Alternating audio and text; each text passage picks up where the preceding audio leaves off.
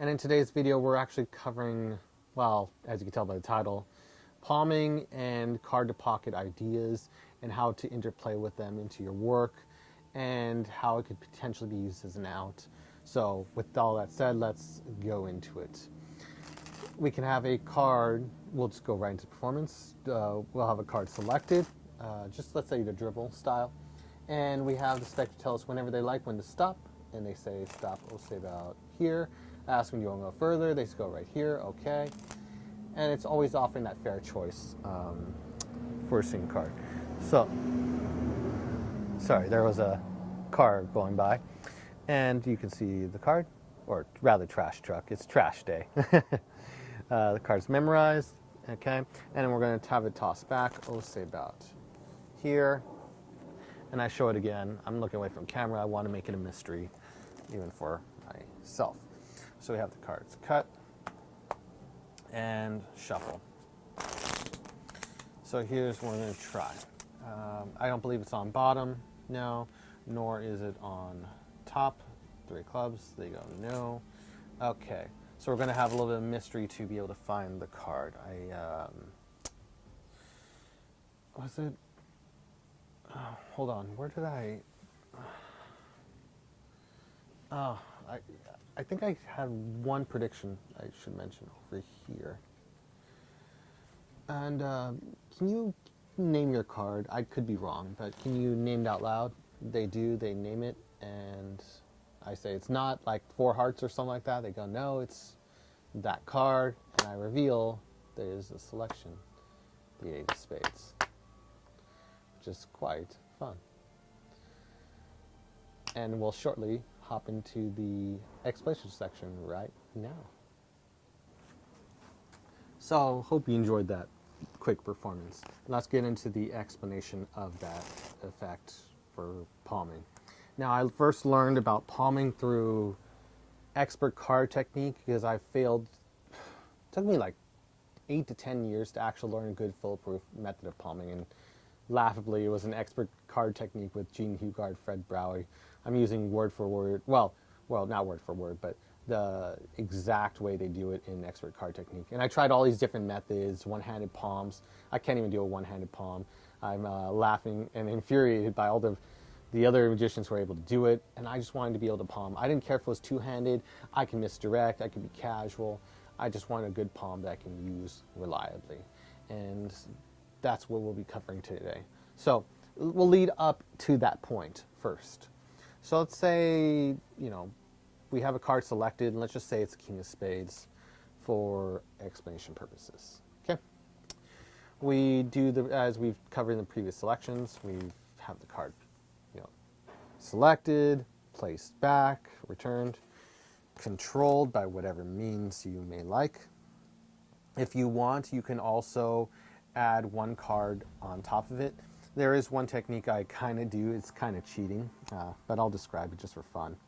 It's an idea I saw in Paper Engine by Aaron Fisher, and then he credited it to Marlowe. So this is my kind of take on it, the general idea of it.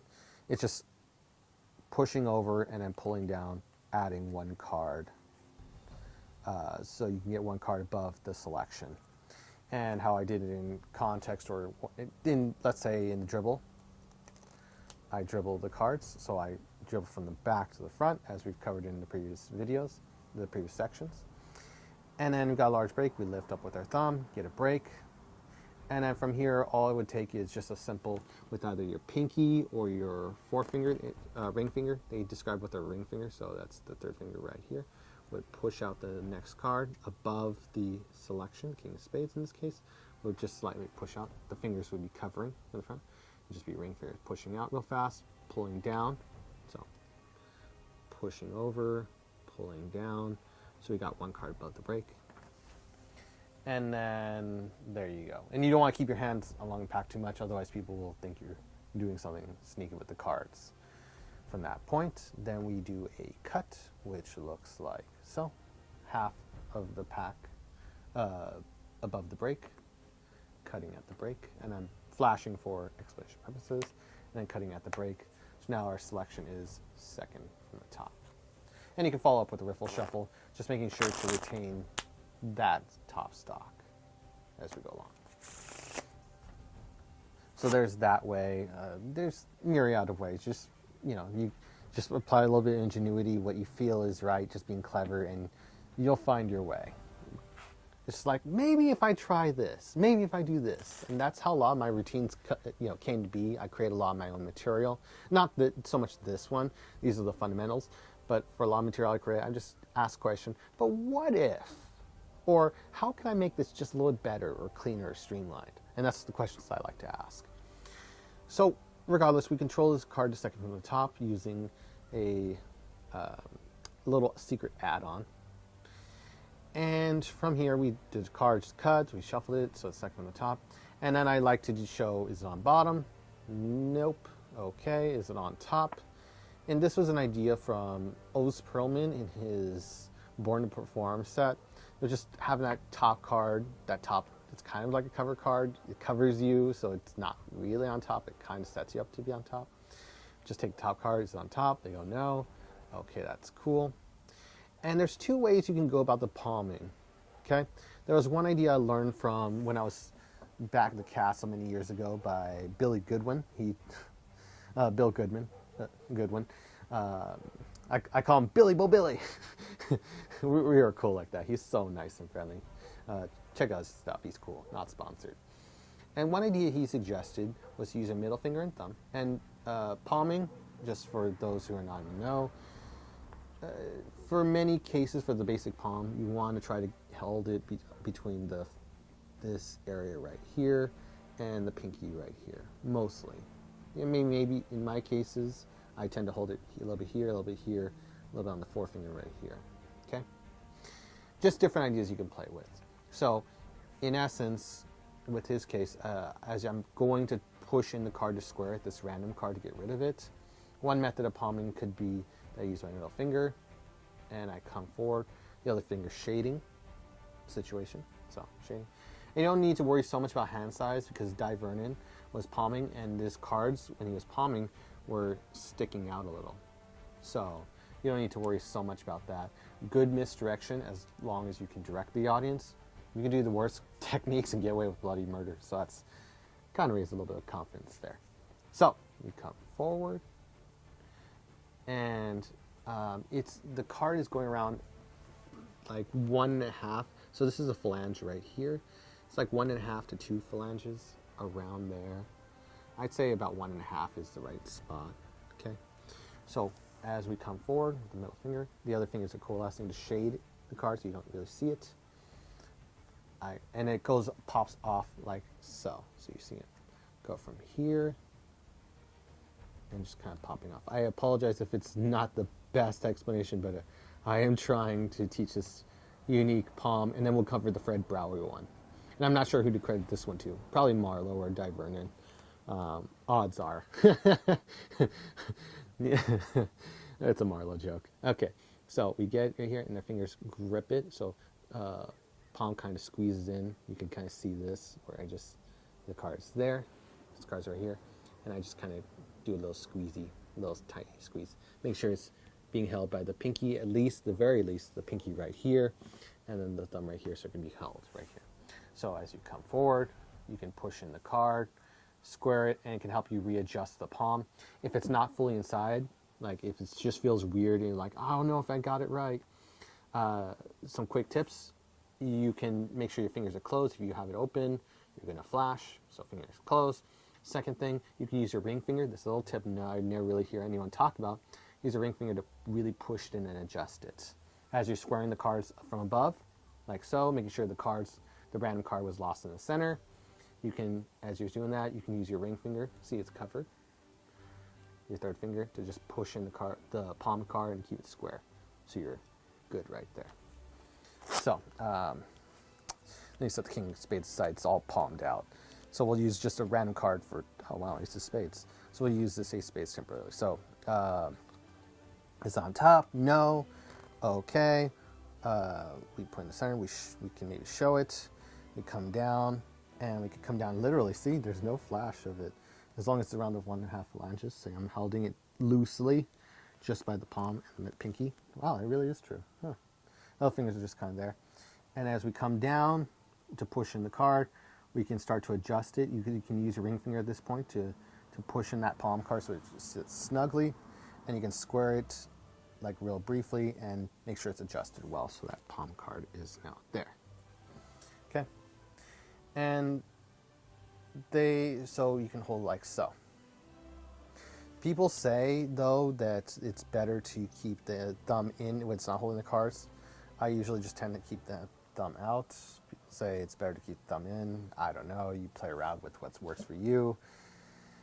So that's one way. And then from here, from using the first method, you gotta love spam callers. Anyways, so where were we? In this palm position, you can actually do something really, really cool. And I learned this shortly after learning the palm. It's also an expert card technique. You can get the cards and then toss the whole pack, leave the palm card, and you can go right. It creates a sense of nonchalantness with the hand. Thumb can go back in. It seems weird, I guess, at this point to keep your thumb out. Thumb goes back in, and you can actually go to your pocket and then produce the palm card. That's one method. That was the method Billy Goodwin showed me for palming, and not sure who to credit to, so you can tell me in the comment section. I'll add it in the description. So the other method, the original method, I learned from Gene Hugard and Fred Brown. I hope I'm doing it correctly. This is the way I had learned it and performed it, and got away with it for years. No one's ever caught on. So first, this is my interpretation of it. I start by getting a break. I know I'm not supposed to, but that's one way to make it a little bit easier on yourself. You can also go without it and use the shade. Either works, okay? No one's going to judge you.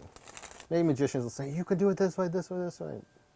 Whatever works for you, okay? At the end of the day, it's what makes you happy. So as our hand comes over to shade, so notice our hand comes over to the pack to square it on up, or to take the pack, as I'm going to. The action in this case would be to take the pack.